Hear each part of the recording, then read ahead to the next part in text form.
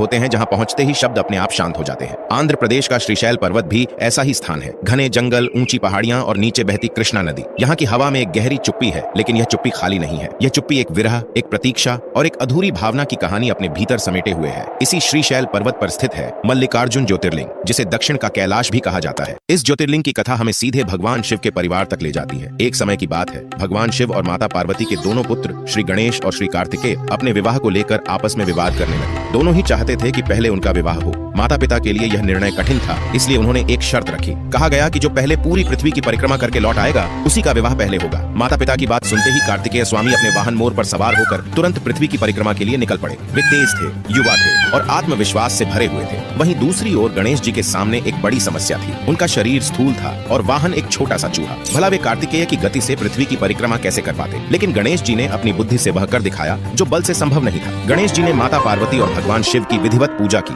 और फिर उनकी 7 परिक्रमा कर ली। उन्होंने विनम्र भाव से कहा, मेरे लिए आप दोनों ही संपूर्ण ब्रह्मांड हैं। आपकी परिक्रमा करना ही पूरी पृथ्वी की परिक्रमा के समान है। यह उत्तर न केवल भावनात्मक था, बल्कि शास्त्रों के अनुसार भी पूर्ण रूप से सही था। माता पिता ने गणेश जी को विजेता घोषित कर दिया। जब कार्तिकेय स्वामी पृथ्वी की परिक्रमा करके लौटे और उन्हें यह ज्ञात हुआ कि गणेश जी का विवाह पहले तय हो चुका है, तो उनके हृदय में गहरा आघात पहुंचा। वे स्वयं को ठगा हुआ महसूस करने लगे। क्रोध और पीड़ा से भरकर वे वहां से चले गए और क्रौंच पर्वत पर जाकर रहने लगे। माता पार्वती अपने पुत्र को मनाने उनके पीछे पीछे गईं, लेकिन कार्तिकेय उन्हें देखकर वहां से भी चले गए। जिस स्थान पर भगवान शिव और माता पार्वती अपने पुत्र की प्रतीक्षा करते हुए ठहरे, वही स्थान आगे चलकर श्रीशैल कहलाया। पुत्र वियोग से व्यथित माता पिता की पीड़ा इतनी गहरी थी कि भगवान शिव ने उसी स्थान पर ज्योतिर्लिंग रूप धारण कर लिया। माता पार्वती मल्लिका और भगवान शिव अर्जुन कहलाए। इन दोनों नामों के संयोग से यह दिव्य ज्योतिर्लिंग प्रसिद्ध हुआ, मल्लिकार्जुन। कहा जाता है कि श्रीशैल की यह चुप्पी आज भी उस प्रतीक्षा की साक्षी है। जो भक्त सच्चे मन से मल्लिकार्जुन ज्योतिर्लिंग के दर्शन करता है, उसकी सात्विक मनोकामनाएं पूर्ण होती हैं। यहाँ आकर ऐसा लगता है जैसे शिव स्वयं हमें यह सिखा रहे हों कि शक्ति से नहीं, बुद्धि और धैर्य से ही जीवन के सबसे बड़े निर्णय जीते जाते हैं। होते हैं जहाँ पहुंचते ही शब्द अपने आप शांत हो जाते हैं। आंध्र प्रदेश का श्रीशैल पर्वत भी ऐसा ही स्थान है। घने जंगल, ऊंची पहाड़ियां और नीचे बहती कृष्णा नदी। यहाँ की हवा में एक गहरी चुप्पी है, लेकिन यह चुप्पी खाली नहीं है। यह चुप्पी एक विरह, एक प्रतीक्षा और एक अधूरी भावना की कहानी अपने भीतर समेटे हुए है। इसी श्रीशैल पर्वत पर स्थित है मल्लिकार्जुन ज्योतिर्लिंग, जिसे दक्षिण का कैलाश भी कहा जाता है। इस ज्योतिर्लिंग की कथा हमें सीधे भगवान शिव के परिवार तक ले जाती है। एक समय की बात है, भगवान शिव और माता पार्वती के दोनों पुत्र श्री गणेश और श्री कार्तिकेय अपने विवाह को लेकर आपस में विवाद करने लगे। दोनों ही चाहते थे कि पहले उनका विवाह हो।